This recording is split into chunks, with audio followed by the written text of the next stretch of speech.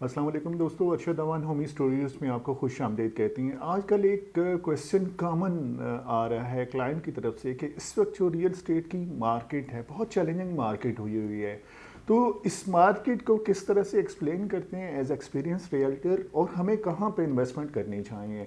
मसलन अगर मैं आपको इस वक्त चैलेंजेस बताऊं इस रियल स्टेट मार्केट के, कि इस मार्केट में एक तो इकनॉमिक रिसेशन चल रहा है, प्राइसेस काफ़ी डाउन चली गई हैं। गवर्नमेंट ने टैक्सेस लगा दिए कि आपके पास अगर कोई एक्स्ट्रा प्लॉट हैं तो आप वहाँ पे 7E का रेंटल डीम्ड रेंटल इनकम के टैक्सेस आपको पे करने होंगे। इसी तरह से गवर्नमेंट का प्रेशर बढ़ रहा है ओपन प्लॉट रखने के ऊपर। तो इस सारी चैलेंजिंग मार्केट में कौन सी ऐसी अपॉर्चुनिटीज़ हो सकती हैं जो बेहतर हैं इन्वेस्टमेंट के पॉइंट ऑफ व्यू से, और क्लाइंट को किस तरह से इन्वेस्टमेंट करनी चाहिए, क्योंकि हर क्लाइंट की रिक्वायरमेंट डिफरेंट होती है, उसका बजट डिफरेंट होता है, उसका प्रोस्पेक्टिव डिफरेंट होता है। तो इस सारी चैलेंजिंग मार्केट में कहाँ पे इन्वेस्टमेंट अपॉर्चुनिटीज़ हैं और कहाँ इन्वेस्टमेंट करनी चाहिए। तो मैं आज ये चैलेंजिंग मार्केट आपके साथ एक्सप्लेन करने जा रहा हूँ कि इस वक्त अगर हम देखें तो जो रेजिडेंशियल प्लॉट्स हैं उनमें ट्रांजैक्शंस कम हो रही हैं, और जेन्युइन क्लाइंट जिन्होंने अपने घर बनाने हैं वो इन्वेस्टमेंट्स कर रहे हैं। और अगर आपने अपने बच्चों के लिए घर के लिए इन्वेस्टमेंट करनी है, बच्चों के लिए इन्वेस्टमेंट करनी है कि फ्यूचर में आके वो अपना घर बनाए, तो रेजिडेंशियल में आप इन्वेस्टमेंट करें। अच्छी अपॉर्चुनिटीज़ हैं इस वक्त, प्राइसेस कम में बहुत अच्छी डील्स आ रही हैं मार्केट में।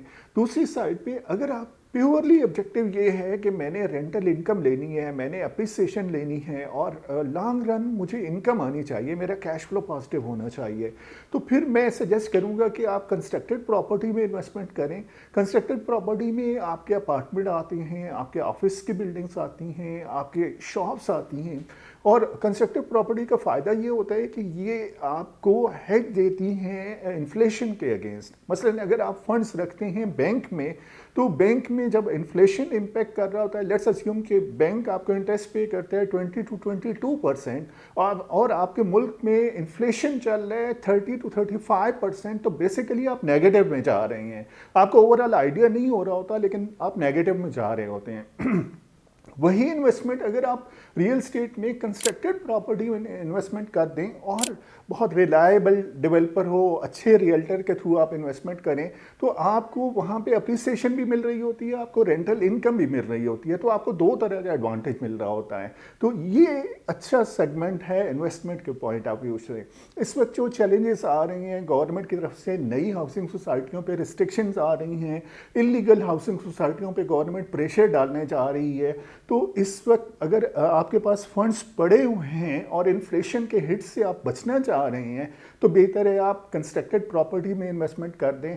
कुछ ऐसी प्रॉपर्टीज़ हैं जो बनी हुई हैं और इंस्टॉलमेंट के ऊपर हैं, उनमें रिस्क कम से कम है, आपको इंस्टॉलमेंट पे मिल जाती है, आपको इंतज़ार नहीं करना पड़ता।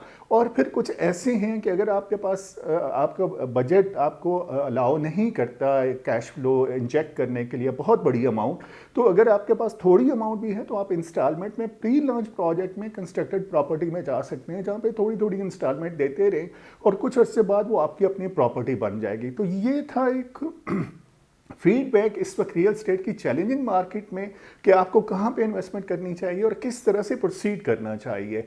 अगर आप सेविंग कर रहे हैं और साथ साथ उसको इन्वेस्टमेंट करते जाते हैं, तो आपको उसका बहुत पॉजिटिव इम्पैक्ट आएगा।